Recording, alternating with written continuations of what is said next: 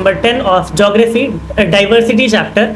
तो स्टार्ट करते हैं बिना टाइम वेस्ट के। मैं हूं आपका एजुकेटर वैभव, और जो कि हम लोग इस चैप्टर को पूरे स्लाइड बाय स्लाइड में पार्ट बाय पार्ट होगा ये चैप्टर, जिसको पूरे डिटेल इन्फॉर्मेशन के साथ आपको शेयर कर रहा है। अगर इस चैप्टर को पूरे सारे आप ये सारे वीडियोस को देख लो, सारे पार्ट्स को, तो आसानी से आपको बुक पढ़ने की भी ज़रूरत नहीं है। एनसीईआरटी ये सारे स्लाइड्स मैंने बनाए हैं एनसीईआरटी बेस्ड पे ही, इसमें एक भी इन्फॉर्मेशन आपकी छूटेगी नहीं।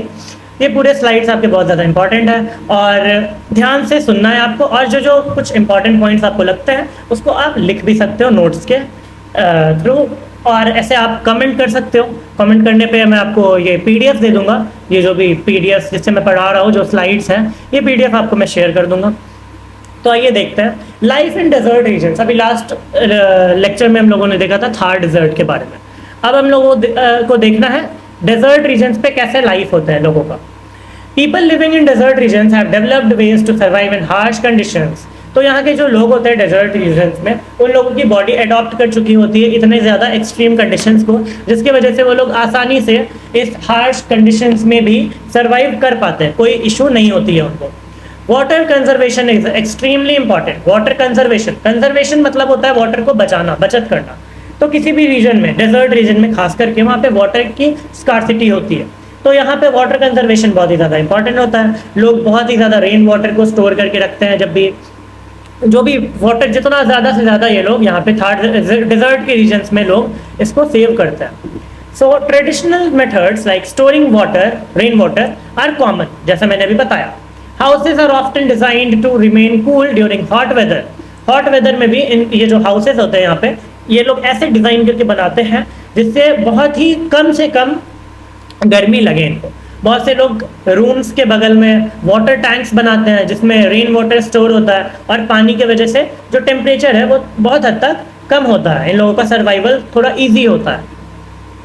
Camels are widely used for transportation के लिए डेजर्ट रीजन्स पे कौन से एनिमल को यूज़ करते हैं हम लोग? कैमल्स को आपको पता होगा ऑलमोस्ट 30 डेज तक कैमल बिना पानी, एक बार पानी पी ले, स्टोर कर ले अपने बॉडी में, तो 30 डेज तक ऑलमोस्ट वो बिना पानी के रह सकते हैं।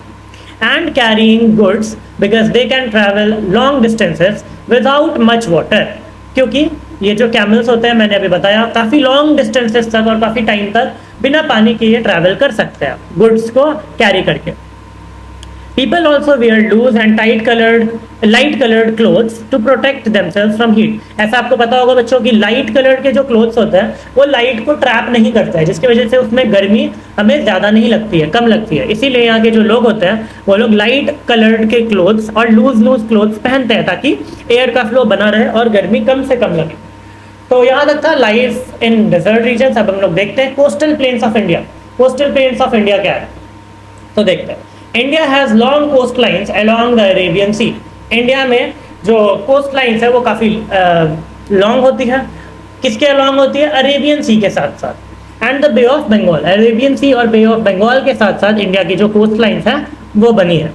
Coastal plains are flat lands located near the sea and are important for fishing. Coastal plains जो होते हैं वो फ्लैट लैंड्स होते हैं जो कि लोकेटेड है कहाँ पे?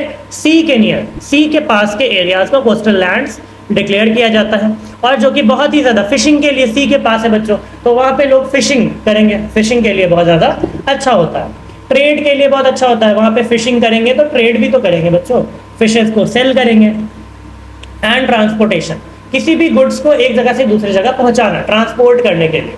Ports located on coastal regions help India connect with other countries for international trade. तो आपको पता होगा कि जो भी इंटरनेशनल ट्रेड होता है वो मेनली पोर्ट्स से होता है। पोर्ट्स मतलब सी पोर्ट, जहाँ से बड़े बड़े क्रूज आते जाते हैं और उसके थ्रू एक कंट्री से दूसरे कंट्री तक हम लोग सामान का ट्रेड कर पाते हैं।